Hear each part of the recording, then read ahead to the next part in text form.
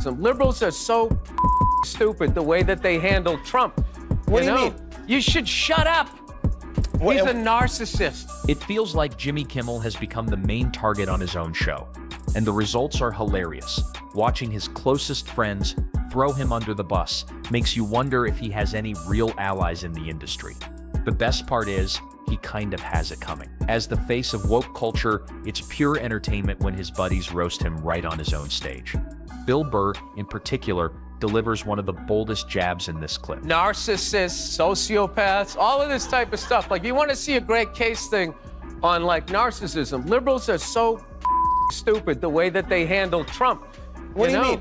You should shut up. He's a narcissist. Neutral energy.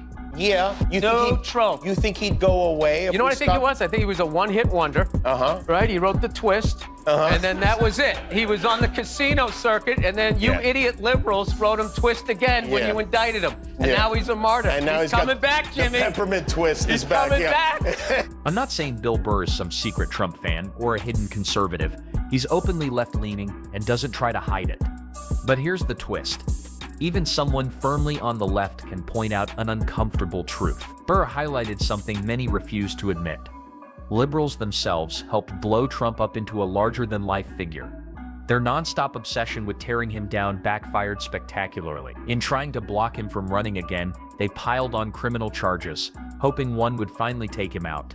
But instead of hurting his campaign, each indictment and headline only boosted his visibility. In the end, they gave Trump more attention and screen time than even Kamala Harris, fueling his rise into a political force they couldn't stop, no matter how hard they tried. I can't believe, like, these are honestly going to be our two choices, because I really try to, with each thing, to try to be like, figure out who I'm going to put. I mean, it's got to be, I want somebody in their 40s, somebody that's going to have to live with their decisions.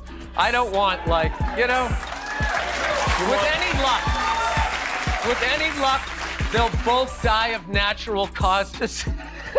And maybe you could get somebody that still has something to live for. Wow. You know? Jimmy Kimmel looked visibly uncomfortable as Bill Burr started dropping truth bombs that cut right through the Hollywood bubble.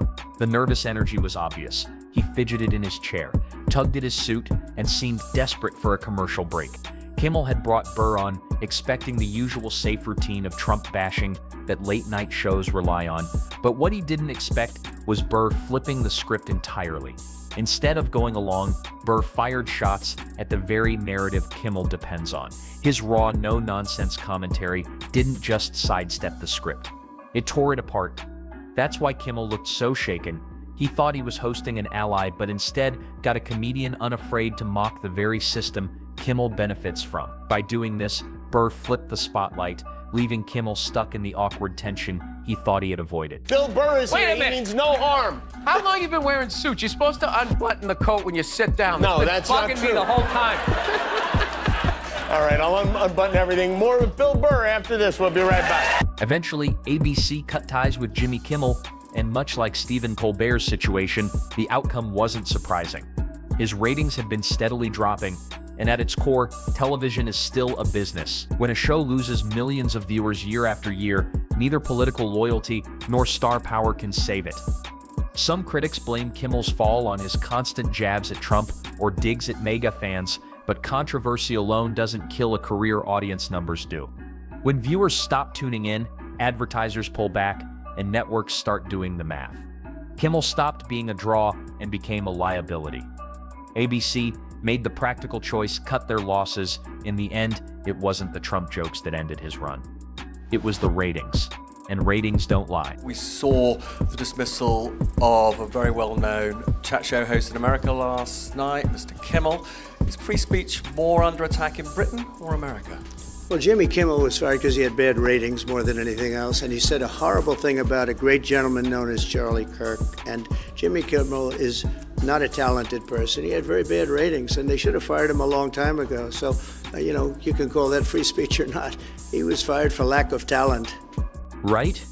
It's wild how Barack Obama, who stayed pretty silent during cancel culture's peak, now suddenly wants to be its critic, Back when comedians, public figures, and everyday folks were getting destroyed for stepping out of line with the far-left agenda, Obama didn't say much. No warnings about the mob mentality or silencing opposing voices, no calls for balance or fairness, especially while his own party was in power. That quiet was its own loud message. But now that the political winds have shifted, suddenly cancel culture is a problem, just not when it was being used by his side. It's classic political timing, speak up only when the weapon stops benefiting you. Makes you wonder how much of this is genuine concern and how much is just strategic positioning. Years of complaining about cancel culture, the current administration has taken it to a new and dangerous level by routinely threatening regulatory action against media companies unless they muzzle or fire reporters and commentators it doesn't like. This is precisely the kind of government coercion that the First Amendment was designed to prevent, and media companies need to start standing up rather than capitulating to it. Exactly. When late night stops feeling like entertainment and starts feeling like a political battleground, viewers tune out fast. Jimmy Kimmel's act shifted from jokes to what felt like endless one-sided lectures. People weren't coming for that, they wanted laughs, not a rehash of the same political talking points every night. But then he went further, crossing that invisible boundary where humor turns reckless. Even his biggest fans found it hard to defend him. That moment wasn't just a misstep, it was a turning point. Once you lose the trust of your audience, especially in a space built on connection and laughter, it's almost impossible to come back. Kimmel's late-night reign was over because he forgot who he was really there to entertain. Little Jimmy Kimmel thought he was bigger than Disney, bigger than Mickey Mouse. Charlie Kirk's body isn't even buried, and ABC affiliates are refusing to air his show. They're on the brink of an advertiser boycott, and this guy's not even in first place. And he says, let's go another round. So the boss said, take a breather, Jimmy. You're costing us a fortune and making us look like we don't have a conscience. You nailed it. Kimmel's shift into hardcore political commentary wasn't just risky, it was strategically self-sabotaging. By doubling down on an audience that already had plenty of options, he ignored the bigger picture. Late night thrives on broad appeal. When you turn your show into a constant political battleground, you lose the casual viewers who just want to unwind and laugh, not feel preached at or alienated. The comedy landscape became overcrowded with similar voices, all fighting for scraps in a shrinking market. At the end of the day, networks don't survive on loyalty or ideology. They survive on numbers. And if your numbers keep dropping, no amount of political capital can save the show. Kimmel's downfall was less about who he targeted and more about losing sight of the audience that made his show viable in the first place. This is not about free speech. This is about the free market. On free speech, Jimmy Kimmel isn't losing his ability to speak out and say whatever the heck he wants. He could run the Substack just like his friends Don Lemon, Jim Acosta, Joy Reid, Chuck Todd, and say whatever's on his mind there. The difference is he's not going to get paid $15, $16 million a year from Disney and ABC to do it. I mean, here's the thing. This was a last straw moment for Disney, ABC, the affiliates Nexstar, and Sinclair. That's a solid breakdown. It's such a common misconception that the First Amendment protects you from all consequences of speech. But really, it just stops government censorship, not companies or audiences choosing what they want to support. Kimmel's story is a textbook case. The industry and viewers vote with their wallets and attention.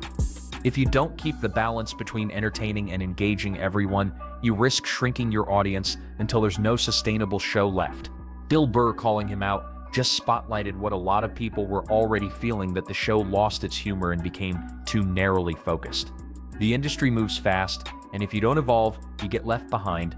By the way, if you ever want help fleshing out this kind of content or making it even sharper, just say the word. All of this screaming about the First Amendment and free speech is driving me crazy. People seem to think that the First Amendment allows every individual to say whatever they want, wherever they want, whenever they want. That's not what the First Amendment does.